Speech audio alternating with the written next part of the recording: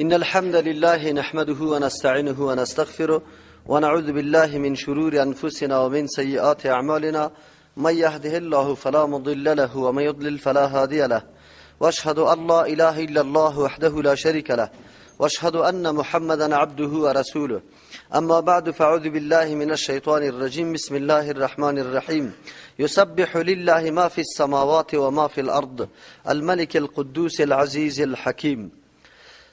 سورت به نام سوره جمعه یاد میشه چرا که دعوت به سوی نماز جمعه و فضیلت روز دری سورت ذکر شده. یک امر خیلی مهم بوده چرا که الله تبارک و تعالی امت پیغمبر علیه السلام توفیق داد که روزی برای عبادت انتخاب بکنه.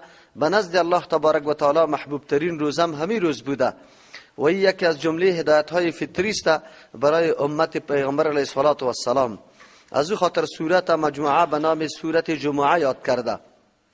یا موضوع مهمش بوده چرا که مسئله تفاخر در بین یهود و مسلمانان شروع شده بود. الله تبارک و تعالی بیان جمعه را میکنه، از او خاطر مهم موضوع است. این سورت هم 110 سورت است که قبل سوره فتح و بعد سوره صف نازل شده. قبل سوره فتح و بعد سوره الصف نازل شده. ارتباطی از این ما قبل سوره مدنی است، از او خاطر مسائل یهود ذکر میکنه، حالات منافقین و دشمنی یهود. ارتباطش ما قبل در ما قبل الله تبارک و تعالی زیغ دلای یهود ذکر کرده بود که موسی علیه السلام دعوت به جهاد میداد و او مردم کج شدند در جهاد نرفتند. در اینجا الله تبارک و تعالی اثر زیغ ذکر میکنه که مردمان اعوذ بالله کتابا را ورداشتن اما عمل سرش نکردند و دعوای اولیاء بودن هم میکردن، لیکن باز آن چیزی که مناسب بود با اولیاء بودن او را انجام نمیدادن. یا است که در ما قبل الله امر به قتال کرده بود، جهاد ترغیب داده بود. در اینجا الله تبارک و تعالی زجر میده از منع قتال که چرا شما قتال نمیکنه. یا است که در ما قبل بشارت پیغمبر علیه السلام خوشخبریش بود، در اینجا اعلان یا خبر دادن بعثتش است که این همون پیغمبری که الله بشارت داده بود امور روان کرد، این روان کرد. اینی مطالبش است. دعوای سورت رد است بالای شبهات یهود. 3 شبهه را یهود داشتن. اول شبهشان ای بود که چیست با عالم بودن خود فخر میکردن. میگه ما صاحبان کتاب تورات هستیم، علمای بزرگ هستیم، از او خاطر از هم مکده بهتر هستیم. الله جوابش میده که اینطور عالمی که عمل نداشته باشه نعوذ بالله حیثیت یک مرکبه داره که کتاب سرش بار باشه، هیچ کدام حیثیت نداره، مرتبه و منزلت نداره. دوم فخرش به اولیاء بودن. میگه ما اولیاء الله هستیم. الله تبارک و تعالی جوابشان به مباهله میده. اولیاء الله هستی، شما خدا به الله قریب و دوست میدانه، بید میدان برایم ادعا بکنیم، طلب کنیم از الله تبارک و تعالی که هر فرقی که گمراه است الله سرش هلاکت نازل کنه که معلوم شود که طایفه حق کدام است. سوم فخرشانی بود که ما روز شنبه روز تعظیم ماست. الله جوابشان داد که نه، روز جمعه روز عبادت و روز تعظیم است. چرا؟ به خاطر که جمعه را الله مقرر کرده برای عبادت این روزه، او شنبه را شما خود مقرر کرده. در بین تقرری الله و تقرری مخلوق الله خیلی فرقا می باشه. این 3 شبهه در این صورت بحث میشه. بسم الله الرحمن الرحیم شروع میکنیم به نام الله تبارک و تعالی زیاد مهربان نهایت با رحم است. یسبح لله ما فی السماوات. این صورت ها تقریبا تا این صورت تا شروع یا آغازش توسط کلمه تسبیح میشد. در بعضی جای ماضی ذکر شده بود، در اینجا مضارع ذکر میشه. اشاره میکنه که پاکی بیان کردن الله تبارک و تعالی مخصوص یک وقت نیست. زمان سابق و آینده در هر حالت پاکی الله تبارک و تعالی بیان میشه، یا توسط انسانها، یا توسط جنیات، یا توسط ملائک. ملائک همون مخلوق است که یک لحظه زمانه هم بدون ذکر و عبادت خالی نیستند. چرا؟ و امو غذایشان عبارت از اینمی ذکر و تسبیح است. و اینطور غذای خوردنی و نوشیدنی ما و شما واره نداره، اینی و نه خواب و ماندگی و خستگی داره. همیشه در طاعت و عبادت الله تبارک و تعالی موظف مقرر هستند، یک لحظه بیکار نمیشینه. از او خاطر پاکی الله تبارک و تعالی در آینده و در ماضی در هر جای بیان شده و میشه. او در این اشاره میکنه انسان که انسان اگر تو نسبت پاکی را به الله تبارک و تعالی بکنی، عقیده توحید الله را پیدا کنی یا نکنی، الله نیاز نداره. چرا؟ مخلوقات موجود است که پاکی الله تبارک و تعالی را بیان میکنه. اگر تو بیان میکنی مشابهت به اون مخلوق میشه و تو در زمره یا دل یا جماعت امو مردم شامل میشی که به نزد الله مقرب است، قدر قیمت داره. اگر نکردی نعوذ بالله باز در جمله مخلوقات شمرده میشی که وا به نزد الله منزلت و قدر نداشته باشه. یسبح با پاکی یاد میکنه لله، یعنی پاکی یاد میکنه لله برای یک الله تبارک و تعالی، نسبت پاکی میکنه برای یک الله تبارک و تعالی از هر نوع نقص و شرک و عیب. ما آن چیزی که فی السماوات در آسمان هست و ما فی الارض آن چیزی که در روی زمین است، کل چیزا پاکی الله را بیان میکنه. اطر الله الملك القدوس، این به منزله دلیل است. چرا بیان میکنه؟ به خاطر که الملك اطر الله که ملک است.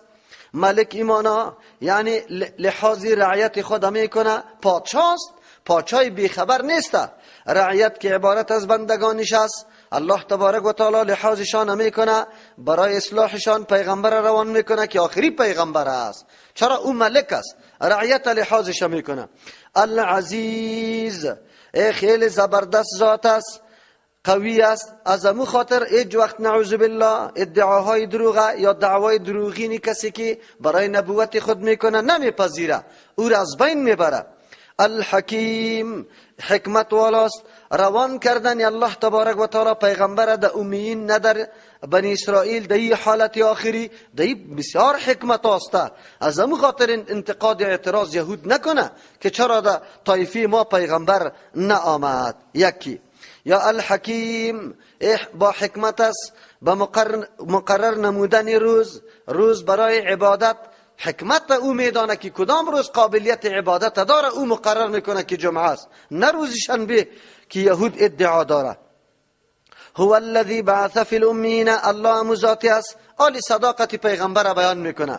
هو الذی، الله ذاتی است، بعث فی الامین که روان کرده، فرستاده در امیین. اینجا بعث به معنای روان کردن است. بعث اصل خیستاندن نمیگه، مثل که از قبر میخیزانه، زنده کردن نمیگه. اینجا خب پیغمبر از وقت زنده است.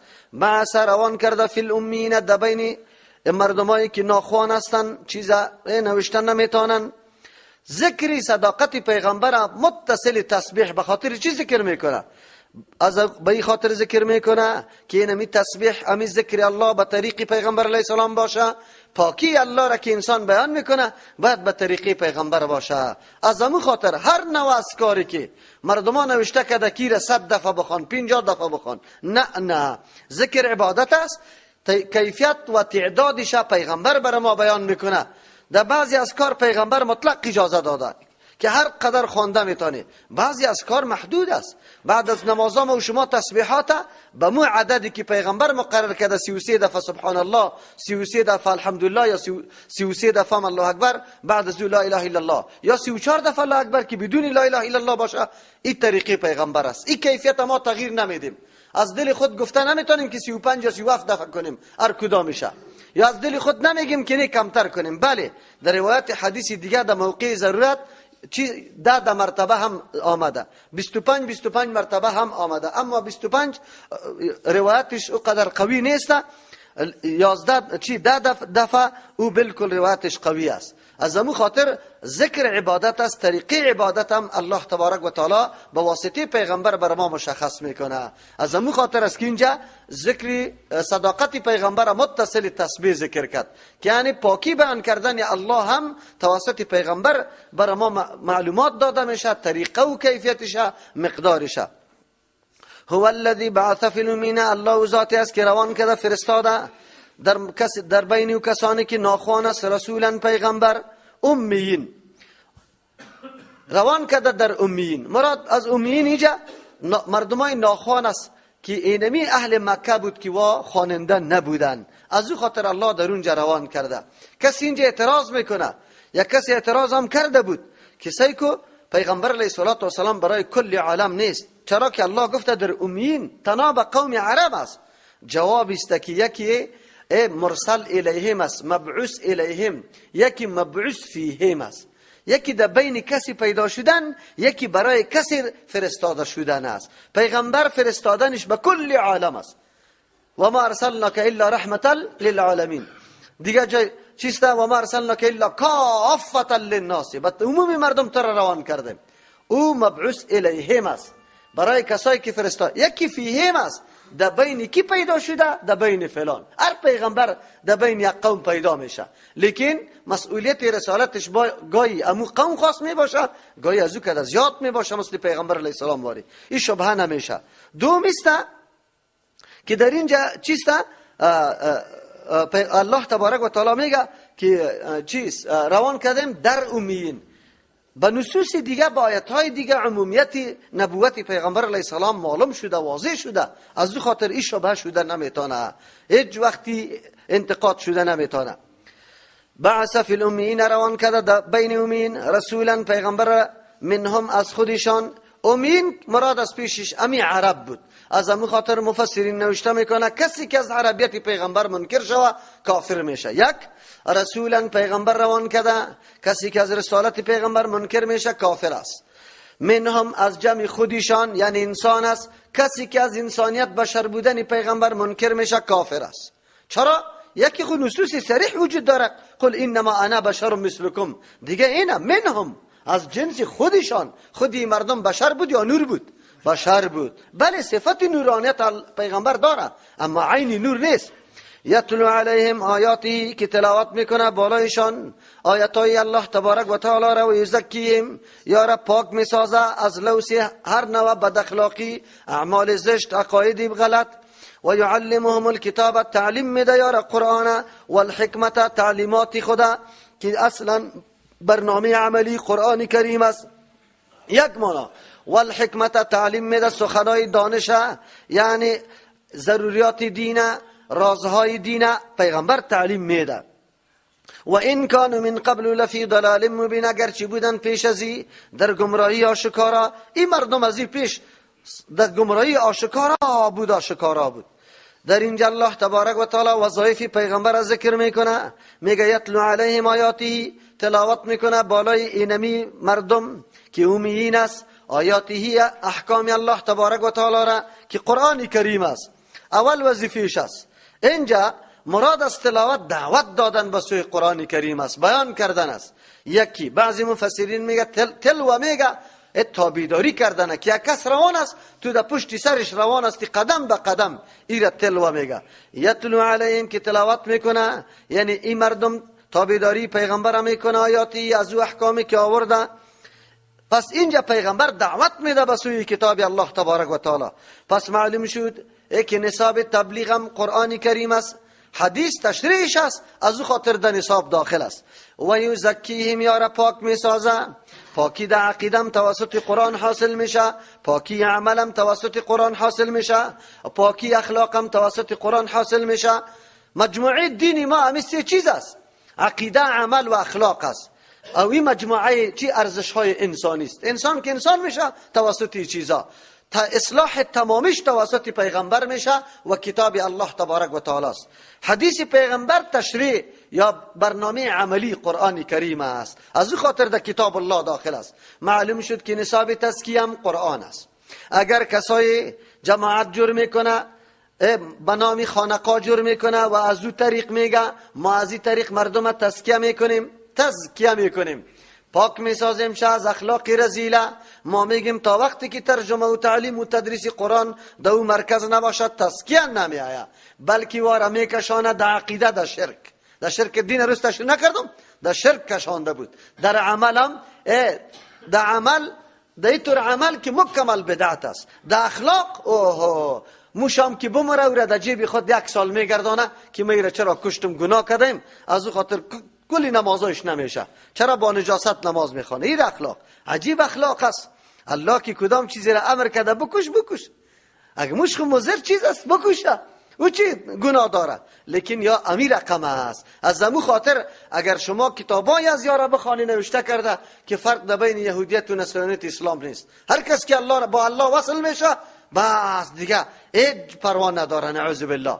این گپا در کتابایشان نوشته است و یا امی گپا را تایید میکنن. میگه فقط به الله خدا برسان. ما میگیم بله به الله رسیدن خو هندوم تلاش داره، بودیسم هم تلاش داره، لیکن که طریقه از محمد رسول الله صلی الله علیه وسلم نباشه او در مقصد نمیرسه. ای غلط گپ است. و یزکیهم یا را پاک میسازه.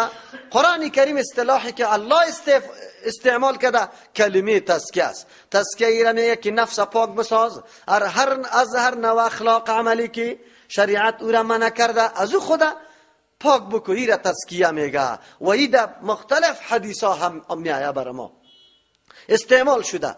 پس وقتی که این تزکیه در شریعت به نام تزکیه و احسان زهد مستعمل شده، چی ضرورت به کلمه تصوف داریم یا صوفی داریم؟ این اصطلاح بعدی است، بدعت است اصطلاح که تو کشیده ای. باز این تزکیه و او تزکیه که تو ادعا داری زمین آسمان فرق داره. زمین آسمان.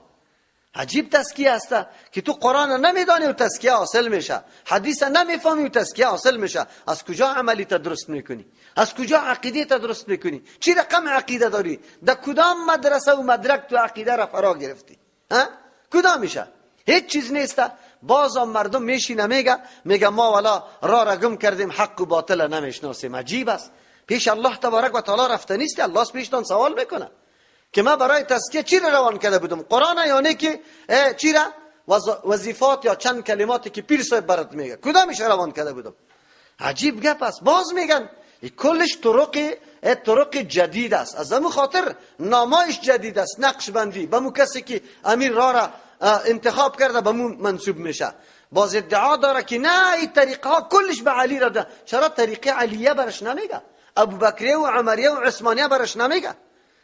هر چیزی که بنیادش کسی بگذاره نسبتش به مو بشه. این خب پسان شده. الا قادریه و چشتیه و سهروردیه و آلی خویی چار مانده، شازدلی و بدوی و جفری و آلی خود دیگه صیفی و دیگه چیزه رقم نامای دیگه را برش گرفته رایسته. عجیب گپ است.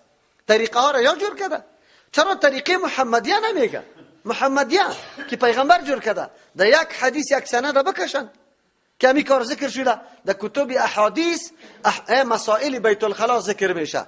محدثین یک باب مستقل برش میگذاره، باب آداب الخلاه، باب است در بیان آداب خلا. دیگه گپا را خب بگذار. چرا؟ بازیا بعضی گمراه ها میخیزن میگه فلان مفسر در تفسیر خود ایره فرض گفته که فرض است. اگر کسی امی طریقایی که امی مردم میده ایره تو فرض میگی کافر میشی.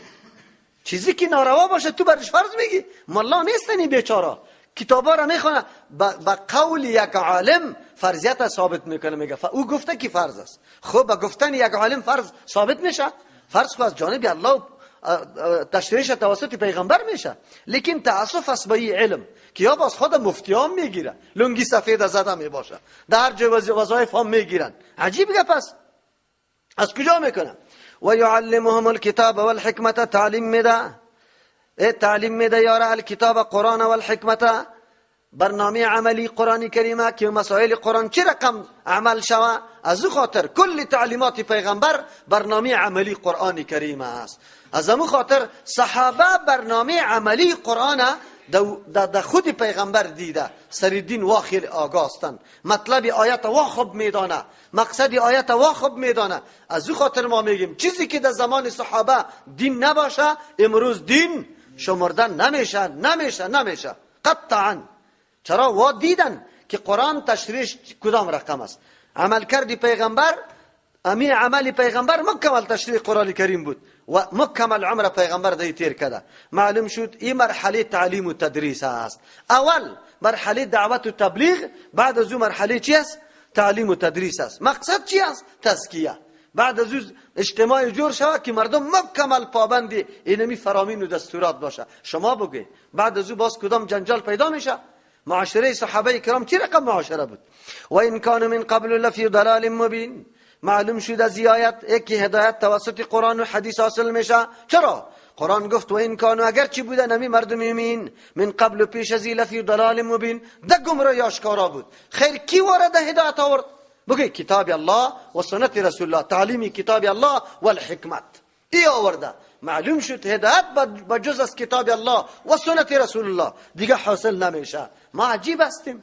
ما عجیب علماستیم، تحقیق میکنیم، قرآن میخوانیم، به مقتضایش عمل نمیکنیم. نعوذ بالله.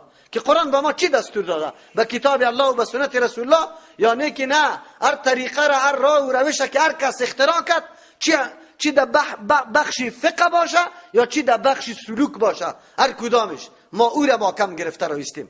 چرا؟ از کاری پیغمبر ماندیم، از کاری خود ساختی مردم گرفتیم. باز اجازه به اجازه هم گفتن نمیتونی. نعوذ بالله. پیغمبر اجازه داده، احادیث نقل کرده، از کار برای ما روان کرده، او یا میگه اجازه طلب میکنیم. چقدر سخت گمراهی است. من خو از عوام گله ندارم، همی که علماست در پشت کتاب حدیث و قرآن نشسته و بازم چطور محکم هستن، چی میگن؟ قرآن خیلی طور میگه که هدایت توسط کتاب الله و سنت رسول الله حاصل میشه. پشت سر میه. یهود هم علم داشتن، ولی چی رقم علم داشتن؟ باز میه. و آخرین منهم، ای عطف است. آخرین یا عطف سر یعلمهم، تعلیم میده امی امین، امی پیغمبر علیه الصلاة والسلام کتاب از قرآن و الحکمت، حکمت، و آخرین دیگران هم تعلیم میده. چرا که معلم و مربی اول محمد رسول الله صلی الله علیه وسلم برای صحابه بود، برای دیگران است. این معلم دیگران است. چرا؟ تعلیمات پیغمبر با آلی مردم ما و شما میخوانیم. این ترجمه تعلیم پیغمبر است. حدیث میخوانیم، تعلیم چی است؟ پس معلم کی بوده؟ پیغمبر صلی الله علیه وسلم. و یعلمهم الکتاب، تعلیم میده یارا کتاب، الحکمت، حکمت، امین، و آخرین دیگران منهم، و آخرین منهم از جمعی از یا از جنسی از یا که انسان هست، لما یلحق بهم، که تا آلی را پیوست نشده به یا مردمی است که در پشت سر قرار داره. اینجا اگر عطف سر یعلمهم شوه دیگه، اینجا مراد از پیشش زمانه صحابه کرام است و بعد از او آخرین تمام زمانه های چی را چی را شامل میشه؟ آینده را. اینطور معنا میده. و آخرین منهم، و دیگرا منهم از جمعی امی انسانا، لما یلحقو بهم، یکی پیوست تعالی را پیوست نشده به او. در چی چیز پیوست نشده؟ بهشان پیوست نشده یا در زمانه که زمانهشان قطع از یک جا نبوده، یا در فضیلت. در زمانه یا در فضیلت. در فضیلت هم مردم متأخر در متقدم نمیرسه.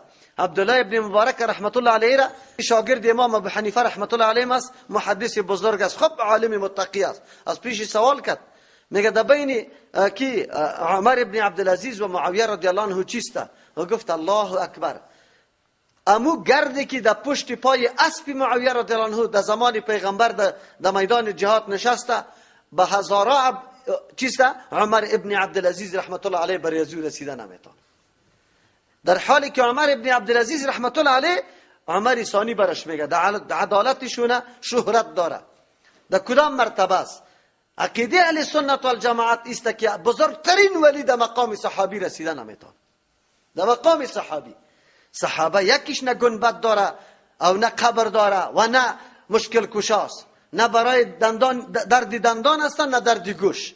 او امروز هر کس پیدا میشه، در جا گنبد سرش جور میشه او مرضاتش منصوب میشه. عجیب است. در حالی که در مرتبه از وانه میرسه. دوم، و آخرین عطف است بالای امیین. هو الذی بعث فی الامیین، الله او ذاتی است که فرستاده در بین امیین که اهل مکه است، چیزا نمیدانستند، پیغمبر و آخرین در بین دیگران فرستاده. این شامل میشه عجم دیگره در هر جایی که است، غیر از عرب، کلی عجم تا روز قیامت، کلی از یا در بین از یان فرستاده شده. از او خاطر در اینجا او سوال که میکرد که پیغمبر خاص در امیین آمده، نه، این و آخرینه در دیگران فرستاده شده. پیغمبر اینمی قسم عام است. از همون خاطر است که آخرین ام در این جمله میآید. لما یلحقو بهم، تا آلی را پیوست نشده برشان، نه در زمانه نه در صحبت.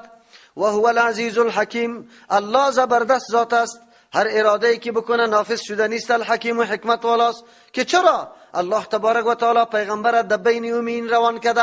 این حکمت ها و رازا را الله تبارک و تعالی میدانه. وقتی که بعداً نکات جمع میکنی برات معلوم میشه که پیغمبر چرا لسانش عربی بود، چرا در بین همین طور قوم که سالا حکمتی واحد نداشتن، جنگجو، مردمای جاهل، بیخی از حد تیر مردمایی بودن که بیخی بادیانشین و سرزور مردم بودن. الله پیغمبر در بین از یا میاره.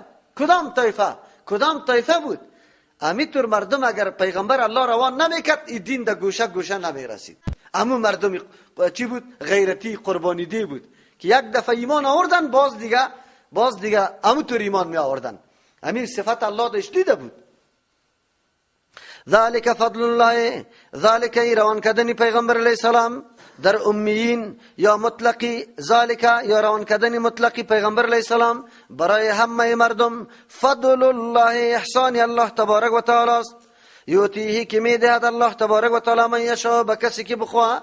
الله ای پیغمبر خوش کرده بود، ای پیغمبر خوش کرده بود که در بین از این مردم بیا. پس کسی که تابعداری پیغمبر میکنه، الله کدام عزت که برش میده، این دادی الله است که به کسی نصیب میشه.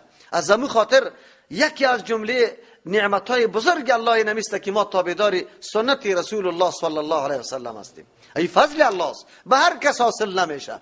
یکی در امت داخل شدن و یکی در امت پاسدار سنت رسول الله شدن، حفاظت کننده سنت رسول الله، که تلاش کنی کنج کو کنی که طریقه پیغمبر در نماز چیست، در خوردن چیست، در داخل شدن چیست، در رفتن چیست، در سخن زدن چیست، در امور خانواده چیست، قطعی مردم چیست، جستجو میکنی. اینی را میگه مردم حفاظت کننده سنت رسول الله که گم است. امروز بعد مردم شکر بکشه که سنت های مظلوم سالا که مردم فراموش کرده او را مردم زنده میکنه، رفع الیدین بد میبره. شما شکر الله را بکشه که سنت ها و طریقای پیغمبر مردم زنده کرده. و الله تبارک و تعالی ما و شما را از او جمله جور کنه که ما واقعا سنت رسول الله را دوست داشته باشیم، کنجکاو کرده تلاش کرده پیدا کنیم که تا سرش عمل بکنیم. این احسان الله است، به هر کس میسر نمیشه. برای کسی الله اینطور یک وقت پیدا میکنه که تو سوق میشه همون طرف. اینطور زمانه می باشه که گپا یاد بودیش نمی باشه. از او خاطر شکر الله تبارک و تعالی را میکشیم. کجا بود مسئله توحید شما میشنیدی؟ ناشناس مردم کلمه توحید نمیفهمه. اون جادوگران که سوال میکنن میگه توحید نمیشناسیم. توحید چی را میگه؟ واقعا همونطور است. اتباع را کی میشنه؟ بس مقلد است، مقلد خلاص، تقلید بس از آبا و اجداد پیروی کردن، دیگه چیز نبود. الحمدلله امروز مردم فرق میتونه که اتباع چیست، تقلید چیست، سنت چیست، بدعت چیست. بدعت کس میشناخت؟ کس نمیشناخت. الله در این زمانه ما و شما را توفیق داد. این فضل و احسان کیست؟ الله تبارک و تعالی. خب شرطی که ما این نعمت شکرگزاریش بکنیم، واقعا پشتش بگردیم، از خود کنیم، سرش عمل بکنیم، اول عمل کننده خدا جور کنیم. اینی فضل و احسان الله تبارک و تعالی است. ذالک فضل الله. دوم ترجمه، ذالک فضل الله، اینمی نبوت دادن به پیغمبر علیه السلام احسان بزرگ الله است. یوتیه میدهد من یشاء، کسی را که الله بخواه. پس انتقاد اعتراض یهود خوب نیسته که چرا در بین خانواده ما پیغمبر نمیه. پیغمبری مسئله میراثی نیسته، وراثت نیسته که پدر بمره بچه در جایش پیغمبر شوه. این انتخاب از جانب کیست؟ الله تبارک و تعالی. او میدانه که کدام شخص قابلیت استعداد امی وظیفه و مسئولیت داره. الله میدانه، بعد از او برش میده.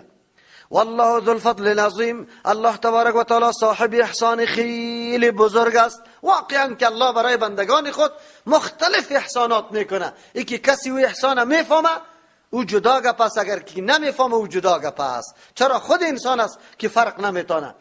اگر ما فکر بکنیم راستیتان بگید امی کل عمرتان از عقیده و تابعداری سنت کرده، دیگه نعمت بزرگ پیدا میکنید؟ قطعا پیدا نمیکنید. واقعا که همونطور است. بالکل.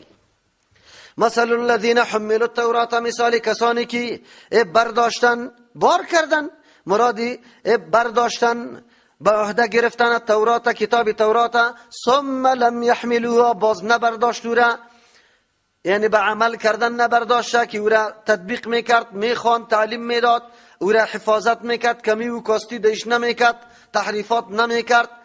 امو رقم که لیاقت داشت که او کتاب باید نگاه کرده شود، به مردم رسانده شود، نکردن. قرآن همینطور میگه. اینجا میگه حمل التورات، در عهدهشان گذاشته شد این تورات، بعد از ثم لم يحملوها، باز نبرداشتن.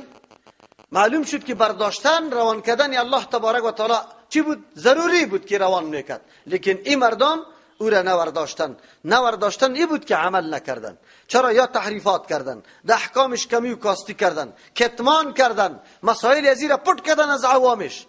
بعد از اون نعوذ بالله از خودم مسائل در داخل کردن، مثل بدعت‌های امروزی واره. دین کی خراب میشه. یادتان باشه یهودیت و نصرانیت از اینمی ناحیه خراب شده که علمایشان دست زدن، کتمان کردن حقایق دین از خود عالی به مردم گفتن اینی قدر بخوان، اینی قدر ثواب داره، فلانی شو، اینی قدر رکات بخوان. اینطوری گپا را میگن. این دین تخریب است، دین و ایران کردن است. کاش که بدانن.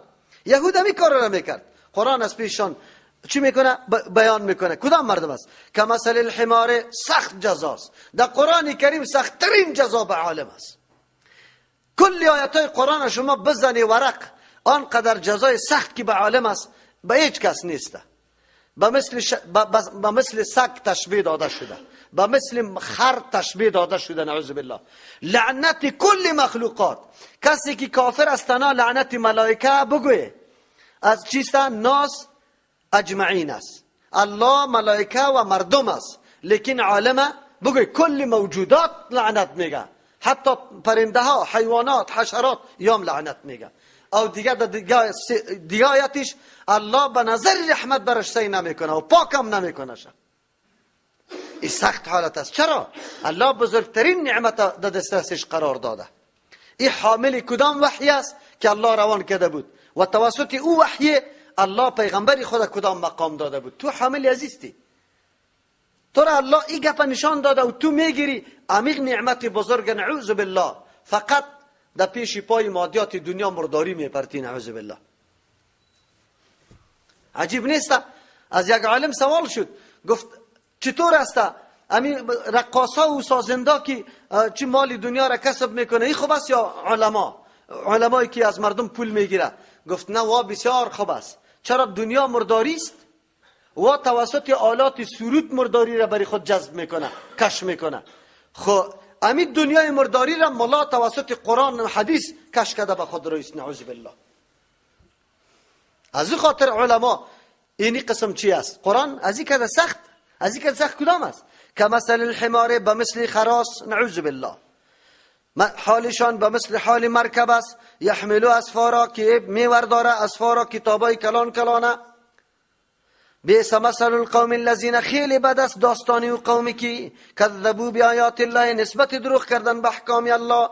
دلایلی که در اونجا ذکر شده بود از توحید الله او را نادیده گرفت، نشانه های صداقت پیغمبر را نادیده گرفت. والله لا یهدی القوم الظالمین. الله هدایت نمیکنه، توفیق نمیده در راه های خیر، در کامیابی و در ترقی. او قومی را که ظالم است، حدود الله را مراعات نمیکنه، او را الله هدایت نمیکنه. قرآن در اینجا تشبیه داد او علمای را که علم حاصل کرده اما عمل سرش نکرده. تشبیه میده به امرای مرکبا. مرکب کتابا بار می باشه که اسفار جا گفته، یعنی خیلی زیاد کتاب. گرانترین چیز در اسباب کتاب است. کتاب گران می باشه. یک بوجی را بگی تو که چه بالا میتونی یا نمیتونی. قرآن میگه و عالمی که نمی رقم علم حاصل کرده سالا 20 سال بسیار سخت است. واقعا در این زمانه علم حاصل کردن یا علم سخت است. در اون زمانه خب بیخی سخت بود. اونجا خود سفرا کردن بود، مدرسه وجود نداشت. پیش یک ملا زانو میزد چندین ساله، خدمتش هم میکرد، کارش هم میکرد، هر چیزش هم میکرد. بیل زمینش هم بیل میزد، باز بعد از او یک ورق یک صفحه درس برش میداد، دیگه گپا نبود. در این زمان تنها به طور شکل دستجمی مدرسه ها جور شده. خب باز هم سخت است. چرا؟ به خاطری که محتاج مردم است، وظیفه جمع میکنه. در سطلک دمی روز شوای بارانی هر رقم طعام جمع میشد که یک دلت نمیشد که بخوری. در سالهای اول واقعیت براتون بگم، ما نانی گندمی را یعنی با تفنگ میزدیم، پیدا نمیشد. در هفته یک کسی بود که او در سری بایسیکل رخت میفروشت، 8 کلدار برای ما میداد، باز ما 1 کیلو گوشت میشد 8 کلدار. در اون روز یک رقم خوش میبودیم که گوشت است دیگه، خودی ما پخته میکنیم. بسیار سخت است علم. اما تاسف در اینجاست که امی قدر سختی را برداشت میکنی، باز امی علم محترم میگیری. قربانی نعوذ بالله بگه چی تاویز و تومار که در رویستی خراس نشسته. چرا؟ الله برد عزت میده. تو عزت امی علم بکو، احترام امی علم بکو که الله برد عزت میده و نمیده. قرآن امی طور میگه. علماء یهود امی کار کردن، تشبیه داده به اون مرکبی که خواب کتابای کلان کلان سرش بار است. چرا؟ مرکبی که کتابای کلان سرش باشه زور میزنه بسیار، بعضی اوقات تو زور میشه قرار در راه خو میکنه، راه رم بند میکنه سری مردم. اینجا هم همینطور است. بعضی الله دور داشته باشه، بعضی علماست که خیلی علم داره اما رکاوت یا مانع برای دعوت دیگرها هم جور میشه، خود بار در مقصد نمیرسانه.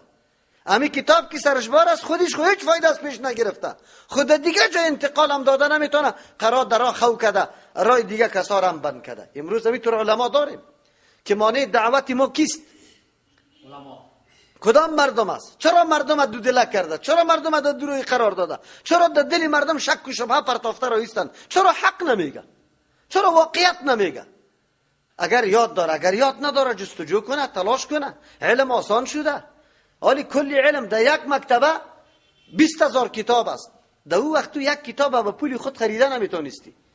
امروز همونطور است. همین علمای ما واقعا یک تعدادشون شما باور بالله بکنه یک صندوق کتاب نداره. از کجا او معلومات پیدا بکنه؟ او کتاب هم کدام کتاب است؟ کلش کتابای درسی از فنون صرف، نحو، منطق. او را بازی رقم پوش داده، گلگلی که پرسان نکو. برادری را پوش نده، پوش قرآن حدیث تفاسیر و شروحات حدیث بگی که دین بفهمی. دین در کجاست؟ تو که وقتی از مدرسه فارغ میشی نگو من عالم شدم، بگو من نو کلی دروازه را پیدا کردم که قلف واز کنم، داخل خزانه شم، آلی بپالم جمع کنم، بعد از او سرش عمل بکنم. تو عالم نشده ایتالی را. واقعیت همونطور است. دین در کجاست؟ دین در چی چیز است؟ خب امروز حالات نیست.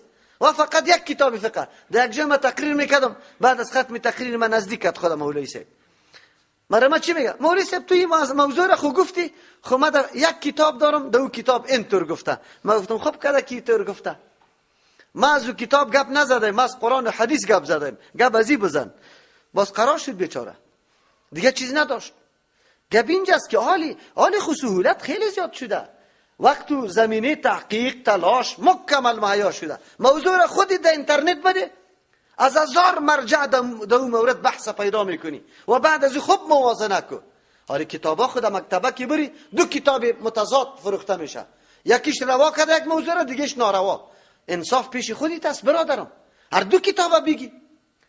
کتاب سلفی و چیستا خوارج و مچم دیگهش چی را بشناسه، کتاب از شیعه نوشته کرده، او را مطالعه کو. و وسیله گیری که شیخ البانی رحمت الله علیه نوشته کرده او را مطالعه کو. تو را بالله قسم انصاف کو که واقعیت در کجاست، چطور است. حالی خو انصاف پیش توست. تو یک کتاب هموی که مطابق نظری تصویر میگیری و کتاب دیگر را در عمر مطالعه نمیکنی، او محکم هستی او را وحی منزل میشماری. وحی منزل فقط که عالمش بیخی معصوم میدانی که هیچ خطا نمیشه، همونطور میگی. نه، ما بار براتان گفتیم که گپی ما را قبول نکنه، و نه اگر کسی قبول میکنه من حیث ازی که گپی فلانی است، این قطعا غلط است. این نمیره تقلیدی کورکورانه میگه، نمیره تقلیدی ناروا میگه. نه، گپ سنجش کو که با کتاب الله و سنت رسول الله سر میخوره یا نه. و امی توصیه ائمه بزرگوار هم است همیشه. برای ما امی توصیه را کرده. علما چرا یک کمی خو انصاف بکنن؟ این بسیار سخت آیت است. این گپ عادی نیست. الله تبارک و تعالی تشبیه عالمه به یک نعوذ بالله مرکب میده. این گپ عادی است. این گپ عادی نیست، بسیار سخت است. علم که حاصل کردی ایرا کما حقه، امو رقم که مناسب است به مردم برسان. مسئولیت ادا کن. مسئولیت ادا کن. تشبیه به مرکب به خاطری داده که بار سرش کتاب از خو میخوره علف. بار سرش کتاب از خو میخوره علف. طلا سرش بار است، خو بیچاره بازم علف خورده رایسته. علمایی که نعوذ بالله اینمی قسم است که الله برش قرآن و حدیث نصیب کرده، ایره که باز بری که از کدام ناحیه معاش میگیره پرسان کو. کجاستی مناسب؟ ولدمی کابل بانگ امامت دارم. شما خودتان فکر بکنی. میگه نه کابل بانگ امامت دارم، نماز بری از وامیدم. چرا؟ به خاطری که این موضوع حرام دیگه تشویق میکنه. این بانک ها نیست کلش. ملازمت در اونجا حرام است، تو ملایی میکنی. و تعاونوا علی البر والتقوى ولا تعاونوا علی الاثم والعدوان. این آیت برای چی است؟ تو معاونت میکنی. ما علما رقم علما داریم. دبی روزه که عالم نمیگم شه اینقدر افتخار میکرد که مولوی سیمه فلان جای است 3 وظیفه را نام گرفت. 3 وظیفه، یک وظیفهش خیلی خطرناک بود، خیلی موبایل بود. خو باز چیزی برش نگفتم. ما گفتم یک روز میبینیم که تو عجیب عالم هستی، تو چی رقم وظیفه را پیش میبری او تو کدام علم تو را اجازه داده؟ خیرت است ملا صاحب که برسن خیرت است. ولا دا اورانوس امام هستم، دا بی‌نظیر امام هستم. چی رقم امام هستی؟ نکاح را بسته میکنم تمام روز دا مجلس فسق و فجور حضور داره. زیر دول واقع راست میگی. یا مع العلماء است. قرآن سخت حاله و دعوا میکرد ما علما هستیم. الله گفت که کدام علمی که عمل قتلش نباشه به نزد الله تبارک و تعالی ارزش نداره، بلکه حیثیتی نیره داره که نعوذ بالله سر مرکب کتابا را بار کده باشی. بئس مثل القوم الذين، خیلی بد است داستان او قومی که الذين كذبوا، نسبت دروغ کردن به آیات الله، به احکام الله تبارک و تعالی. خیلی بد است حالت از وا، خیلی بد. احکام الله برشان گفته میشه و تکذیب میکنه. ما و شما از کتاب الله عقیده توحید الله را به مردم بیان میکنیم، او این مردم تکذیب نمیکنه؟ نمیگه صراحتا، میگه برو قرآن تا دیگه کس بخون، ما ضرورت برش نداریم. نعوذ بالله نعوذ بالله. تا این حد گپ است. والله لا يهدي القوم الظالمين، او کسی که قوم ظالم باشه الله برش هدایت نمیکنه. از این که ظالم کیسته که کتاب الله برش نوانده میشه، خوانده میشه و ایرت میکنه، خود ظالم است. از همون خاطر الله هدایت نصیبش نمیکنه. دمی حالت دمی عقیده گمراهی خود باز مردم بشینه میگه ایرا حالی چطور شوه وقتی که این عقیده ضرور است، این کجا میره؟ من چی کنم که کجا میره؟ بله زمین کتاب الله آمده بود، چرا نخوان؟ چرا برش ننشست؟ حالی تو بفهم که سرنوشتش کدام طرف میره. یک کسی که عقیده گانگی الله را قرآن برش گفته میشه نمیپذیره، هنوز مبارزه قطعت میکنه، هنوز من میکنه مردم دیگره، تو چطور فیصله میکنی که کجا میره؟ بازم تو میگی قل یا ایها الذین هادو، بگوی کسانی که هادو یهود هستین، دعوای یهودیت داره. ان زعمتم، اگر شما گمان داری انکم اولیاء لله، زعم در جای استعمال میشه که حقیقت نداشته باشه او گپ، و دعوا میکرد ما اولیاء الله هستیم. امروز هم امیتر طایفه ها وجود داره. ما فرقه ناجی هستیم، دیگهش میگه اهل سنت والجماعت. اتر زبانشان پر عذاب میشه که هیچ پرسان نکن. یکیشان خیلی میگه ما شافعی است و به قدر اوه ناز میکنه، دیگهش حنفی، دیگهش حنبلی. همین نازار هر کس میکنه نمیکنه. قرآن برای از اینکه جواب او مردم خود عناد داشت، خب میدانست که پیغمبر حق است، اسلام آیینی که آورده حق است، لیکن به عناد دیگه پاره میگفتن که دلی از یاد درد کنه از مسلمانا. حالی چی جواب؟ آخری جواب است. آخری جواب مباهله است. مباهله چی را میگه؟ تو دعوا میکنی من حق هستم، من دعوا میکنم تو در مناظره جور نامدیم بیایی که اینالی برایم در میدان کلی اقاربی خود ما و شما هم بیاریم دستجمی دعوا میکنیم که الله تبارک و تعالی هر فرقه که ناحق است هلاک و برباد بسازه. کلگی اینی را میگه دعای دستجمی و این را مباهله میگه. این آخری نقطه چی است؟ منازعه است که دیگه به مناظرات نمیشه، به دلیل نمیشه، بس مباهله کنه. یهود دعوا داشتن ما اولیاء الله هستیم، قرآن برش میگه قل بگوی پیغمبر علیه السلام یا ایها الذین هادو، کسایی که دعوای یهودیت داره، ان زعمتم، اگر شما گمان داری انکم اولیاء لله، که شما اولیاء برای الله تبارک و تعالی است، نزدیک مقرب برای الله است، من دون الناس، بغیر از دیگه مردم. اینقدر متعصب بودن میگفتن تنها ما هستیم، دیگه کسان ولی مقرب به الله نیست. فتمنوا الموت، پس آرزو کنیم مرگ، یعنی بیایی که دعا کنیم از هر دو جانب و هر باز دعا کنیم و بگویم که هر فریق گمراه است، الله تبارک و تعالی او را برباد و هلاک بسازه. این نیست که مرگ طلب کنیم. مرگ طلب کردن در دین من است. در یک صورت مرگ طلب کردن من نیست، در اون صورتی که انسان در فتنه واقع شود و آل قریب است که تو را نعوذ بالله برای غلط بگردانه، اونجا مرگ طلب میشه. اون موقع فتنه، اون مرگم برای حفاظت دین طلب میکنی، اما طور نیست. وگرنه در حدیث من آمده مرگ کس طلب نمیکنه. اینجا مرگ طلب کردن نیست. فتمنوا الموت، آرزو کنید یعنی دعا کنید. هر دو فریق. ان کنتم صادقین، اگر واقعا شما راست میگی که ما اولیاء الله هستیم، بیای علی معلوم میشه که یک مباهله بکنیم، بعد از اون معلوم میشه که مصیبت سری کی پایین میشه. یهود به این گپ آماده نبود. بالکل به صدق میفهمیدن که اگر ما در میدان برایم دست بالا کنیم مصیبت سر ماست. چرا؟ واخو خدا میشناختن که ما چقدر خیانت ها در کتاب الله کردیم، ما چقدر عمر مردم فریب دادیم، ما چقدر عمر قطع احکام الله استهزا کردیم. نعوذ بالله. امروز همی گپاست. امی مردم ها برای در بیرون برای همه طور مباهله کنیم. بیا حاضر میشیم در مباهله که هر فریق ناحق است الله تبا کنه. بیا حاضر است کس که حاضر شون که نمیشن به مناظره دلیلی گپا نمیشه در مباهله حاضر شون. دو ولا یتمنونه ابدا، هرگز یا آرزو نمیکنن، تمنا نمیکنه ابدا به هیچ وقت.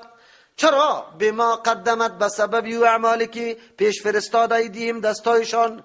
کدام کار و کرداری که یا انجام داده، او کار و کرداران قدر مصیبت بار است، قدر زشت است که به مجرد مرگ آمدن یاد جهنم هستند. از او خاطر یک روز زندگی را غنیمت میدانه، مثل که کافر و فاسق یک ساعت غنیمت میدانه. والله علیم بالظالمین، الله عالم است به او کسایی که از حد تجاوز میکنه، از این قدر ظلم زیاد. کتاب الله برش آمده، عالم هم است، صفات پیغمبر پنهان میکنه. کتاب الله آمده، توحید مبرهن ذکر شده، او یا پنهان میکنه. چرا؟ از این قدر ظالم دیگه کجاست؟ قل ان الموت الذي تفرون منه، الله علی میگه تا که خدا میکنه که ما اینطور اولیاء الله هستیم ولیکن از مرگ خیلی زیاد میترسی. اونجا در سوره بقره تیر کرده بودیم. یود احدهم لو یعمر 1000 سنه، دوست داره که یکی از یام چقدر عمر ببره؟ 1000 سال. منظورش زیاد است. چرا؟ با وصفی که یا خو عقیده آخرت داره. یا عقیده آخرت داره، باید کافر خیلی زیاد امیدی چی را داشته باشه زندگی را، لیکن یا از کافر کدم زیاد زندگی را خوش داره. چرا؟ مقصد زندگیش مال و مادیات دنیا گشته، کشف و فش دنیا گشته، یا مرگ خوش نداره. قل بگوی پیغمبر علیه السلام ان الموت الذی یقینا نمو مرگی که تفرون منه شما از او فرار میکنه، فانه ملاقیکم، یقینا نمی مرگ رسنده است بری شما، روبرو شونده است همراه شما. حتما ثم تردون، مرگم تر مرگ عادی نیست، بازگردانیده میشه الی عالم الغیب، بسوی ذاتی که عالمی همه پنهان است. هر چیزی که در نظر انسان پنهان است او اثرش عالم است. و شهادت به او چیزایی که حاضر است. پیش الله میری، الله برات مکمل حالاتی تا زندگی تا مکمل پیش میکنه. ای بنده تو را پیدا نکرده بودم، عقل نداده بودم، حواس نداده بودم، جسم نداده بودم، پیغمبر نبود، کتاب نبود، تو را راه جنت و دوزخ معرفی نکردم، از این عذابات تو را آگاه نکردم، خبر نکردم، کلی گپا برات نگفته بودم. فینبئکم، باز خبر میده الله تبارک و تعالی یاره به خاطر دادن جزا بما کنتم تعملون، با آن چیزی که شما عمل کرده، چیزی را که انجام دادی الله براتون میگه. من نعمت دادم از علم، تو از پیش چی استفاده را کردی؟ من نعمت دادم از علم، تو از پیش چی استفاده را کردی؟ من تو را جسم دادم، من تو را حواس دادم، چی استفاده؟ کدام طرف روان بودی؟ کدام استفاده را کردی؟ بس الله برات میگه یا ایها الذین آمنو، اسم شبهشان بود ولی بودنشان خوینی گپ بود. یا ایها الذین آمنو، کسانی که ایمان آورده، اذا نودی للصلاة، وقتی که آواز داده شود، وقتی که آذان داده شود للصلاة، ندا آواز داده نمیگه، لیکن قاعده است که هرگاه کلمه الفاظ شرعی بیاید در قرآن و حدیث معنایش مفهوم شرعی گرفته میشه، لغوی گرفته نمیشه. ندا در لغت مطلق آواز میگه، اما در شریعت ندا عبارت از آذان است. اذا نودی للصلاة، وقتی که آذان داده شود برای نماز، من یوم الجمعه، در روز جمعه، فاسعوا الی ذکر الله، شما سعی بکنی، تلاش بکنی به ذکر الله تبارک و تعالی، اهتمام بکنی. تشریح میکنیم و ذر البیع، خرید و فروش بگذاری. ذالکم خیر لکم، بهتر است براتان، ان کنتم تعلمون، اگر علم داری. یهود می نازیدن، فخر میکردن ما روزی شنبه داریم. الله تبارک و تعالی اینجا بیان میکنه که جمعه روز عبادتی است که الله تعیین کرده. از او خاطر بندگان خدا دعوت میده که در روز جمعه وقت آذان میشه شما معاملاتتان ترک میکنی. او یک نوع تنبیه برای امت پیغمبر است. چطور؟ یهود با اونمو روزی ساختگی خودشان اگرچه خودشان ساخته بود قابل تعظیم نبود، لیکن منع شده بود در روز تعظیم ماهی گرفتن از پیشان. او را رعایت میکرد، صورتا مخالفت نمیکرد، ظاهرا مخالفت، اگرچه در حقیقت مخالفت بود لیکن در ظاهر که خودت نعوذ بالله گناهگار نشمارن مخالفت نمیکردن. تو مؤمن که تو روز الله برای عبادت مقرر کرده چرا مخالفت میکنی؟ کار و روزگاری تا میگیری، کار و روزگاری تا پیش میبری، نمیری با جمعه. تو باز دیگه از یهود که پس نمیشی. او خود مقرر کرده بود، احترام ظاهری برش داشت. مثل امروز قوانین کفری خودشان مقرر میکنه و پابند قوانین خودشان است. خود تو مسلمان قانون الله برات تعیین کرده او تو باز پابند با این قانون الله نیستی. شما بگوی ای کسایی که ایمان آورده تقاضای ایمان هم است. ایمان چی را میگه؟ کلی فرامین تمام اوامر الله را پذیرفتن یک امرش است. اذا نودی للصلاة وقت آذان داده میشه برای نماز من یوم الجمعه در روز جمعه. آذان در وقت پیغمبر علیه السلام یک آذان بود. در حدیث ثابت است آذان در پیش دروازه داده میشد. تنها یک روایت آمده که در پیش منبر آذان داده شده. البته منع نیست در پیش منبر عالی آذان. در او زمان به خاطر بیرون آذان داده میشد، لاسپیکر نبود، به خاطری که به مردم آواز برسه. از او خاطر یک آذان بود. چارکات سنت منت نبود. تقریرای بدعتی فعلی واره نبود که پیش بخیزن یک ساعت تقریر کنه باز بخیزه 4 رکعت سنت به نام جمعه بخونه، بعد از او باز بخیزه خطبه بگوید. خطبه یک خطبه بود. پیغمبر دبین خطبه برای همیسته حمد و ثنای الله گفتن، شهادت دادن، دعا برای مسلمان ها کردن، درود بالای پیغمبر گفتن، دبین وعظ و نصیحت کردن. اینی خطبه معنای خطبه است، ارکان خطبه است. الحمدلله ما سرش عمل میکنیم. یک آذان داریم، دو نه. در زمان عثمان رضی الله عنه 2 آذان شد. 2 آذان به خاطر شد که مردم فراخ شد، مردم بازار گرم شد، با یک آذان نمیشونیدن. از او خاطر یک خانه به نام زورا بلند بود در سر از اونجا آذان میگفت، باز بعد از او آذان دیگر در پیش دروازه مسجد میگفت. و این را بدعت گفته نمیتونیم. چرا؟ سنتی کیست؟ خلفای راشدین. پیغمبر ما را امر کرده علیکم بسنتی و سنت الخلفاء الراشدین. اما امروز به 2 آذان ضرورت نداریم. چرا؟ لاسپیکر است. یک آذان نه تنها که بازار کوه هم خبر کرده میتونه نمیتونه. از او خاطر یک آذان علی گفته شد. و این مخالفت نیست که وی عثمان را دلو کرده بود، به خاطر اینی علت کرده بود. از امو خاطر خلفای 4 کدام مسائلی را که برای کدام موضوع سیاسی کرده باشه، یک موضوع علت کرده باشه که علت عالی موجود نشد، بس دیگه باز او حکم بالکل دم اولی شرط کرده میشه. موضوع طلاق سیگانه میه پشتی سر یا مامور رقم بود. در روز جمعه فسعوا الی ذکر الله، سعی دویدن میگه. او اونجا حدیث پیغمبر علیه السلام میگه وقتی که شما میایید نماز علیکم بالسکینه والوقار، با اطمینان با عزتمندی بیایید. یکی عوام ماست که دروازه رو واس کنه که مولا امام در رکوسته درب درب درب درب درب بیاد برو بشه.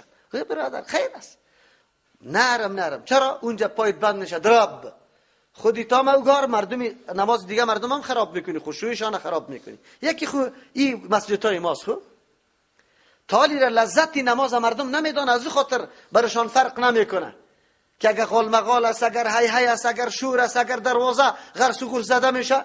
کسی که واقعا لذت نماز بدانه باز ادناترین جنجال برش بسیار تاثیر میکنه. باز میفهمی که اوه خوشوی مرد کجا برد، من کجا بودم چرا او طرف برد. امروز گپا نیست. همین مردم هست، همین مردم که خود دعوی اسلام کرده آمده در نماز، اما در موبایلش در جیبش اتور ساز پر کرده که پرسان بکن. علماء احناف میگه عملی کثیر مفسد نماز است. اگر موبایل از جیب بکشه گل کنه او نمازش فاسد میشه. از اول که شروع میشه زنگ زدن، مردم با زده بی تلفن هم یاد نداره. تلفن خود که 3 زنگ درفت بالا نکرد بفهم که مصروف از کدام کار کاپیتال گل کن. این جرم نمیفهمه که برای اصلاح نماز است. حرکتی که برای اصلاح نماز باشه او مفسد نماز نیست. پیغمبر علیه السلام بوتی خود موزه خود کشیده به خاطر که نجاست داشت بود، به خاطر اصلاح نماز بود. مفسد نماز نیست. پیغمبر علیه السلام حتی دروازه را واز کرده برای عایشه رضی الله عنها. دمی روش دروازه بود، تک تک کرده واز کرده. این مفسد نماز نیست. موبایل کشیدن چرا مفسد نماز باشه؟ بس قط یک دست. حتی کشیده میتونی، اینی ترسای کرده میتونی، گل میتونیشه. این مردم ما خیلی طور نیست که یک دفعه بله نگفت خب بفهمی که مصروف است. باز شروع است دیگه که تو قطع میکنی باز که این عجیب گپ است، عجیب آداب است. ما یقین بکنی زندگی رش نمیفهمیم که می آداب زندگی چیست. با ساز شروع می باشه دیگه در این مسجدتان. او یکی از علامات قیامت پیغمبر علامات صغرای شمی بود که سازا داخل شود در مساجد. اینمی مصداقش است. بالکل سازا داخل است. کل مساجد در هر نماز حتما یک چیسته بگوی یک ساز شروع میشه. ساز هم از زن اندی، از فاسقه و فاجره. این باز خود مسلمان شرمام نمیکنه. اینمی بی غیرت باز شرمام نمیکنه که من چی کرده. آینده خود اصلاح کنه. باز میبینی سبا باز بوسته. اینی حالت ماست. قرآن بر ما میگه اینجا سعی مراد اهتمام کردن است، لحاظ کردن. ساعت نماز جمعه که میرسید تیاری بگی. صحابه کرام از صبح وادی نماز تیاری میگرفتن. در 9 بجه و 10 بجه در مسجد نبوی جای نمی بود. او شروع بودن نوافل می خواندن، تلاوت قرآن شروع بود، اذکار می کردن. سنت به نام جمعه موجود نبود. نفل بود. کسی 2، کسی 4، کسی 6، کسی 8، کسی 12. هر قدر که وسیش بود نفل خوانده میرفت. کسی هم ثابت نمیتونه که 4 رکعت به نام جمعه سنت موجود باشه. آن چیزی که امر کرده پیغمبر تحیت المسجد، این مردم نمیخوانه. آن چیزی که مأمور نیست مردم میخوانه. خیر ما کدام طرف بریم؟ تو عالم هستی برو تحقیق کو. تو را بالله قسم تحقیق کو. کتابای حدیث چپا کو که به نام جمعه 4 رکعت سنت هست قبل از فرض. باز تو پیغمبر علیه السلام خطیب تحیت المسجد نمیکنه. مستقیم در سر منبر میبره، سلام میپرته، آذان داده میریش گفته میشه، بعد از این خطبه را ایراد میکنه تا میشه نماز فرض خوانده میشه. که الحمدلله در مسجد ما کلی گپا عملی است. فضل الله تبارک و تعالی است. و ایره کمال خود نمیدانیم، احسان بزرگ الله تبارک و تعالی میدانیم.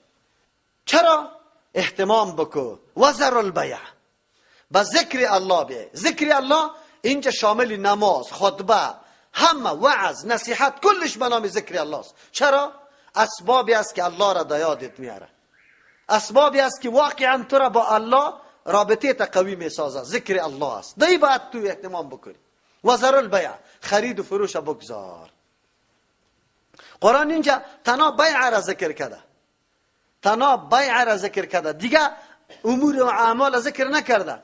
چرا؟ به خاطری که بیع را از جاهای دور در نماز جمعه می آمدن. زیاد احتمام مردمی است که زود سودای خدا بکنه که باز نماز جمعه بره، باز بره پس وطن خود.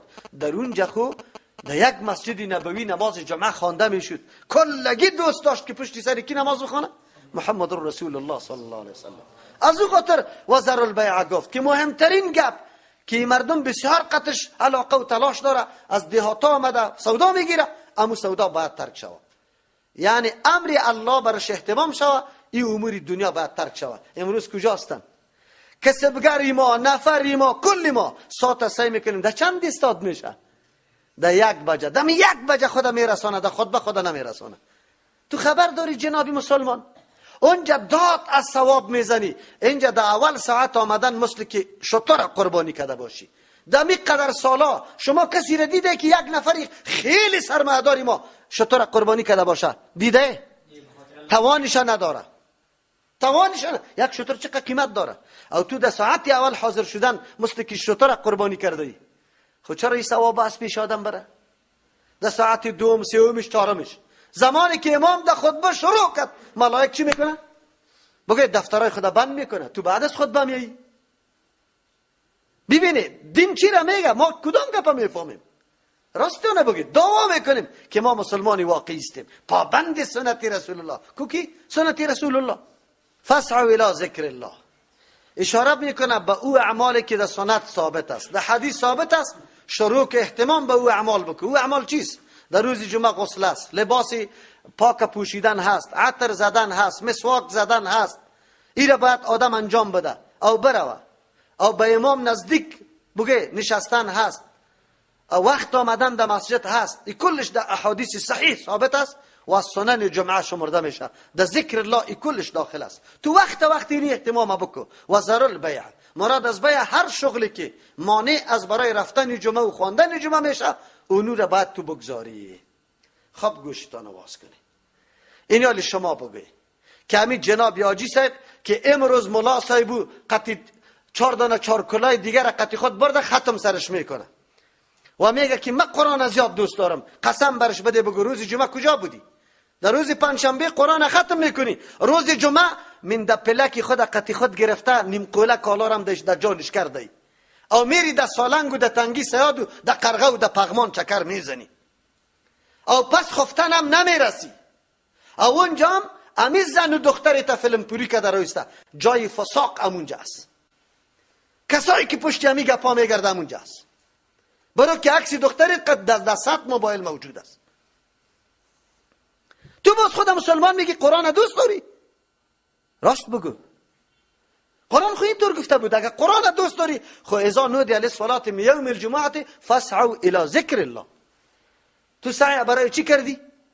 برای شکم پرستی، برای خوشعیشی، عیش پرستی.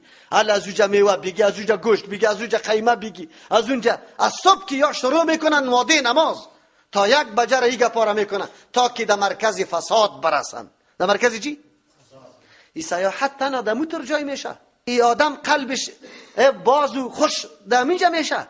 به الله قسم اگر دمی روز جمعه بعد از نماز جمعه برآمدی از نمازی تا خوب خواندی، 1 چارک مالته را گرفتی در خانه خالیت رفتی، همشیریت رفتی، امید رفتی، بیشی با عزت مندی چایتان بخو که 1 بولک دعارم پشتید بکنه او برای از خانه که دلت خوش است یانه خیر است. زنیتان قطی خود ببر، دختریتان ببر، آزاد بگو ما آمدیم میمان که او خوش میشه و نمیشه. کجاست؟ یا خوشی را در مرکز فساق میدانه. کدام عمل است؟ این عملی کدام مردم است؟ ما خود مسلمان میگیم ما محبت قطع قرآن داریم، ما قرآن قبول داریم. ما خیران به این ماندیم. این ختما یادتان باشه یکی خودنمایی کردن است. نعوذ بالله. در قلب یک چیز است و در ظاهر دیگه چیز میگی. در ختم مردم برده میگی که قرآن دوست دارم اما در قلب قطع قرآن دشمنی داری. نکو دیگه هم خود منافق نساز. نعوذ بالله. اما یک گناه بس است. خب کجاست؟ همین گپا کجاست؟ همین مردم کجاست؟ ذالکم خیر لکم. بله همه بدبختی ها از جهالت پیدا میشه. جهل الله اکبر این انسان دمو سرحد میرسانه که دیگه هیچ گفته نمیشه. قرآن همینطور میگه ذالکم خیر لکم، بهتر است برای شما ان کنتم تعلمون، اگر علم داره. علم که داشته باشی باز تو فرق میتونی ارزشی نماز جمعه و ارزشی خرغره که کدامش ارزشی زیاد داره. که علم نداشته باشی نعوذ بالله بوتل واره کلان شده نمیفهمی، فقط بخور بنوشه و تو چی میفهمی گپاره؟ یک افترت در دکان بودی، در دفتر بودی، کلی تعلقت قطع مادیات دنیا بود، کسی لافی کاری خود ازت کسی ترکت بالکل آخرت فراموش کرده. امروز در جمعه برو که سیقل شوه امو غبار امو گپا امو شبهات که جمع شده در روز جمعه بشی که سیقل شوه. ما فضل الله تور ملاها داریم که سیقل میقلم نمیشه. با جز از دعوت به بدعت، با جز از دعوت نعوذ بالله به این تور گپایی که در دین قطعا نیست. واقعات شروع کده می باشه که پرسان نکو. واقع سنگ تراش شروع میکنه نمیکنه. امروز خود این مصیبت هاست. ما کدام طرف بریم؟ چی کنیم؟ فاذا قضیت الصلاة فانتشروا فی الارض، وقتی که تمام کرده شود نماز، فانتشروا فی الارض، شما پراگنده شوید در روی زمین، وابتغوا من فضل الله، طلب کنی از روزی که الله براتون نوشته کرده. روزی را الله فضل گفته، احسان گفته. واذکروا الله، بله اونجام که رفتی بگوی که نماز خواندیم دیگه به درد نیست. واذکروا الله، اگر خوراکم طلب میکنی، کار و روزگارم میکنی، الله را یاد کنی کثیرا زیاد. هر معامله را که میکنی الله را یاد کن که الله در اینجا کدام فرمان برم داده، چقدر اجازه برم داده. یک یاد کنی سبحان الله را در زبان گفته بری، الحمدلله را بگوی، لعلکم تفلحون، به خاطری که شما کامیاب شوی. چقدر خوب. دکاندار هستی، تسبیحاتی تا گفته برو دکانداری تا بکو. الله تو را منع نکرده. برخلاف یهود و نصارا نظام مقدس اسلام جامع در بین عبادت و مسائل ضروری دنیاست. تو امر نکرده الله که تنها کنج مسجد محکم بگی هیچ طرف نرو. برات گفته این موقع نماز جمعه بود، حتی مسئله ضروری خیلی مهمه تا ترک کن. خب به مجردی که نماز ختم شد آلی دیگر تلاش بکو برو فانتشروا فی الارض. برخلاف یهود و نصارا و روز شنبه و یک شنبه خدا هیچ نوع کار کرده نمیتونستن، حرام بود سرش. اما در اسلامی حرام نیست. برو طلب کو رزق الله را. اینی را میگه دین ما استوار به چیست؟ به برابری و عدالت است، نه افراد داره نه تفرید داره. دیگه موضوع فاذا قضیت الصلاه فاذا برای تعقیب مع الوصل میاد. امی علما اصولا را خوانده با می مجردی که قضیت الصلاه پوره شد نماز فانتشروا فآمده پراگنده شوه. دعا گفته در اینجا متصل در اینجا گپ این نیست که ما بشینه مردم که مولا امام صاحب که سنتای خدا خلاص میکنه باز دور میخوره. مراد از صلات قضیت صلات کدام صلات است؟ جمعه. برابر آلی سنتی جمعه که بعد از جمعه است، 4 رکعتام ثابت است، 2 رکعتام آمده در خانه در مسجد هر دوش ثابت است. حتی بعضی علما خو میگه که در مسجد میخواندی 2 بخواند خانه 4. کسی عکس میگه در مسجد میخواندی 4 در خانه 2. لیکن در حدیث اینطور تفکیک نآمده، بلکه هر اختیاری است. یک آدم خیلی زیاد کارش عجله است، موترش میره سودا میگیره 2 رکعت میخونه، خوی سنت جمعه است. اگر یک آدم نداره 4 رکعت میخونه، ثواب زیاد کار داره. هر چیز عالی در مساجد افغانستان چی است؟ 4 رکعت نماز احتیاطی. ملاها تمام روز جنگ داره در بین خود که نیت از چی رقم شود. پیشین اخیر بگویم یا پیشین آخری؟ اخیری پیشین بگویم یا آخری پیشین؟ این نکته را شما متوجه نیستی؟ مردم در جنجال انداخته، مردم بدعت صریح. پیغمبر نمیفهمید که همین دستور برای ما میداد که مردم اگر نماز جمعه تان این طور شار نبود، باز شما شک پیدا کردی که یاران شوه یا نشوه، باز 4 رکعت احتیاطی پیشینم بخوانی. در کدام کتاب است احتیاطی؟ پیغمبر نمیفهمه احتیاطی را، تو میفهمی احتیاطی را. عجیب است. راستی تا نبگوی کی در کدام حدیث هست که نماز جمعه قطعی نمازهای دیگه فرق داره در تمام مسائلش با جز از جماعت؟ تنها اینی فرق داره که نماز جمعه بدون جماعت نمیشه. مسجد که او مسجد دائمی برای نماز مردم است مطلقاً جمعه میشه. خرد است کلان است او طور مساجدی که بسیار خرد است، یک محل است یک قریه است، در اونجا یک مسجد کلان است، دیگه مسجدهای خرد داره. 10 خانه 12 خانه است. نمی قریه همی طور است یا نیست؟ در اونجا واقعا در مسجد خرد تو شروع نکن. چرا؟ جمعه برای جمع کردن کلی همی قریه است که کلی قریه جمع شود. اما در شهر هر کدامش برای خود 1000 خانه 500 خانه چی داره؟ مقتدی داره. یا باید بالکل نماز جمعه بخونه. کی گفت کی نمیشه؟ باز احتیاطی از کجا؟ خب کسایی که اینی شرطا را میمانه که اینجا شهر باشه، مفتی و قاضی باشه که حدود رعایت کنه، دکانا باشه که هر نوع کسبگر دی باشه که آینگر و زرگر و بگه پترگر و کلگی دی موجود باشه. این در کدام حدیث است؟ کدام حدیثی را گفته؟ تا امروز در یک ولسوالی یک ولایت نامشه نمیگیرم، در بسته ولسوالی نماز جمعه خوانده نمیشه. چرا؟ پاچای صحیح نداریم. خب دیگهش چی میگه؟ چرا؟ اینجا بازار است، هتل دارد، اردر دارد، موترا زیاد است، فلانی کسب اینجا وجود نداره، فلانی کسب کم است. در این حالت ما مبتلا هستیم. ببینید احکام الله معطل شده با مردم. نماز جمعه قریه ما نماز جمعه خوانده نمیشد.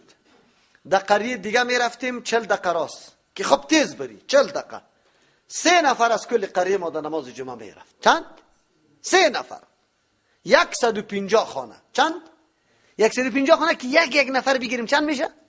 از 150 نفر 3 نفر در نماز جمعه بره. خب این مولا همیشه مولای زمستانی و مولای رمضانی گرفته. مولای زمستانی و رمضانی کدام است؟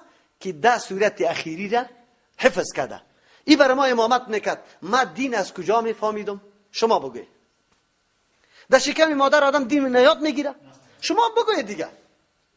تعجب در اینجاست که چرا عقل ما بیگانه است. باز دلیل چه میگیم؟ آلی که مسئله برش میگی اینجا 100 ملا تیر شده، 100 ملا و این گپا نگفت تو میگی همین قبرش نمیگی که 100 ملا کدام رقم ملا بود؟ ها؟ فقط ده صورت اخیری رو اونم نیمه یاد کرده بود، پورا نه. در پاکستان در یک شاگرد قطم درس میخوان، میگه مولوی صاحب مهمان شو. ما گفتم بیکار نمیشم. میگه مولوی صاحب برای از این مهمان شو که یک دفعه قرائت امامی ما را بشنوی. من تعجب کردم. راستی یک شام برابر شدیم. شما باور بر الله بکنه 10 نفر قطمه امونجا رفتیم، اگه یک نفرم باقی مونده باشه از خنده که یک رقم شروع کرد، یک رقم سوره فاتحه میخواند، برآمدیم گریختیم که وجه باز مردم مرالت نکنه. یک چیزی بود، یک چیزی خوانده میشد. دمو پاکستانی که قدر علم ترقی داره اونطور حالت است. این افغانستان ما همینطور است. اینی حالتای ماست. فیضا قضیت الصلاة، قرآن میگه که نماز ختم شد، نماز جمعه بری دیگه. او اینجا میگه نه احتیاطی. نماز جمعه را که از مردم سوال میکنی چند میگه براتون؟ 12 رکعت است. چند؟ نماز جمعه چند رکعت است؟ فرضش 2، سنتش یا 4 یا 2. هر کدامش که اون بعد از فرض است. این ملاها جنجال داره، نزاع داره، های و هوی است. کتاب عطا میکنن. خب اینجا گفته این کتاب نمیگه با کدام دلیل گفته. ایره خو گفته، خو کجا گفت؟ با کدام سند گفته؟ با کدام دلیل گفته؟ طریقه عبادت پیغمبر بر ما مشروع کرده یا نه که یک عالم؟ بگوی پیغمبر. سند از اونجا بکش. وابتغوا من فضل الله، طلب کنی شما از فضل و احسان الله که رزق است، برید معاش طلب معاش بکنی. البته اینجا امر واجبی و ضروری نیست. اگه یک آدم نمیره ضرورت نداره قرار میشینه ذکر عبادت الله را میکنه.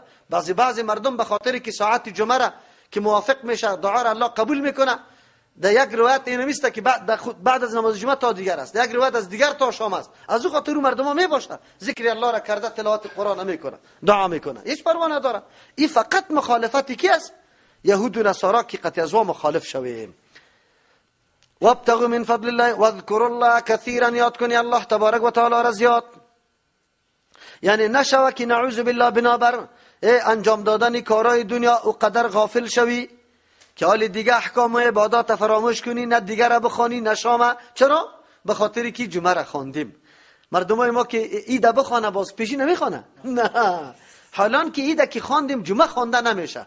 تنها امام باید ضروری است بخوانه، به دیگه دلش که میخوانه یا نمیخوانه. در اون روز که عید باشه، در اون روز جمعه باشه. و اذا رأوا تجارتا او لهوا انفضوا، الله میگه وقتی که ببینن تجارت او لهوا یا چیزی که تماشا کننده مشغول کننده است، و من التجارت از چیزای تجارت ببینه، لهوا انفضوا الیها، متفرق میشن، پراگنده میشن الیها بسوی همی تجارت، و ترکوک قایمات را میگذارن استاده. همینطور شد. سال خیلی چی بود؟ خوراک در تمامی بود. قافله رفته بود طرف شام و پس می آمد. روز جمعه بود. قاعده ای بود که وقتی قافله داخل می شد یک اوازه می چسبید و یک علامت داشتن. این می سر و صداش شروع شد که حالا قافله امی خطبه جمعه چی بود؟ مثل عید واره. بعد از چی بود؟ عید بعد از نماز بود. کلگی خطبه را اعلان کردن، غیر 12 نفر قطعی باقی ماند.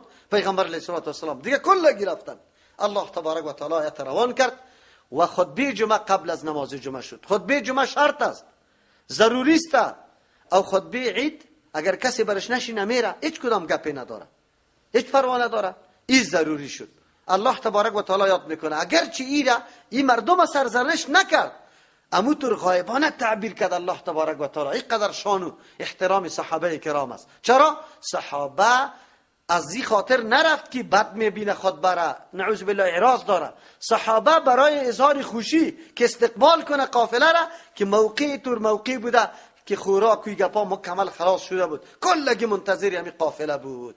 وگرنه اگر صحابه میفهمید که این اعلان کردنش نادرست است، باز با هیچ وجه نمیرفتن. خو الله ای را ذکر کرد، آینده مکمل تنبیه شد. قل بگوی پیغمبر علیه السلام ما عند الله خیر من الله، آن چیزی که به نزد الله تبارک و تعالی است و بهتر است، من الله و من التجاره، از چیزای تماشا کننده و از تجارت کردن. بله در روز جمعه امی دو چیز انسان واقعا غافل می سازد. یکی چیزای تماشا، منظره که اون قرقه و ایجا میری، تماشای دیگه هم وجود داره که آدم مصرف میکنه. آلی شما در کابل دیده سگ جنگی، مرکب جنگی، گو جنگی او بودنه و قزلاق و کفتری گپاره خو میبینی. روزای جمعه چیز فساقی که است در جای مجلس داره نداره. قرآن امیره میگه، قرآن امیره میگه. قل بگو پیغمبر علیه السلام ما عند الله، آن چیزی که به نزد الله است، خیرون بهتر است، من الله، از چیزایی که تو را مصروف میسازه تماشا میکنی، و من التجاره، روز جمعه اکثر مردم برای تجارت، این روز جمعه بازار است. چی است بگه؟ جمعه بازار. جمعه بازار در کجاست؟ در موجای میلا. در موجای میلا میبره هر چیزی خدا. چی میگه؟ بگه کیمیا لاف میزنه امروز اینی قدر کباب میگه فروختم. برادر خو نماز جمعه تا به باد دادی، کباب خو فروختی، خو قرآن برات میگه که بهتر است. والله اگر تو میگی روزی پیدا نمیشه، والله خیر الرازقین، الله تبارک و تعالی بهتر روزی دهنده است. یعنی الله بله از دیگه طرف هم تو رزق کمایی میکنی، بهترین روزی دهنده کیست؟ الله تبارک و تعالی است. او در چیزی کم برکت میندازه او در چیزی زیاد سعی کنی که یه چیز باقی نمیمانه. سبحان ربك رب العزة عما يصفون وسلام على المرسلين والحمد لله رب العالمين.